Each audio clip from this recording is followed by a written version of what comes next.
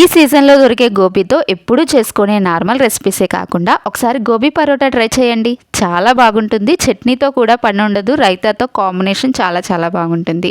ముందుగా గోధుమ పిండిని ఒక గిన్నెలోకి తీసుకొని ఉప్పు నూనె వేసుకొని కలుపుకున్న తర్వాత కొద్దిగా వాటర్ వేసుకుంటూ సాఫ్ట్గా కలుపుకోవాలి పిండి అనేది. నూనె అప్లై చేసేసి ఒక 10 నిమిషాలు పక్కన పెట్టేసుకోవాలి. తర్వాత గోబీలను కొద్దిగా పెద్ద సైజు ముక్కల కింద కట్ చేసుకొని వేడి నీటిలో వేసుకొని ఒక 5 నిమిషాలు ఉంచేసి నీళ్ళని వడకట్టేసుకొని తురిమేసుకోవాలి. తర్వాత ఇందులో ఉన్న వాటర్ అంతటిని పిండేయాలి.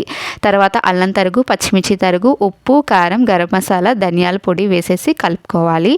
10 నిమిషాల తర్వాత పిండి అనేది నానిపోతుంది కదా, అప్పుడు మీడియం సైజ్ బాల్స్ కింద రెడీ చేసుకొని ఇక్కడ నేను చూపిస్తున్న విధంగా పరోటా కింద రెడీ చేసుకోవాలి.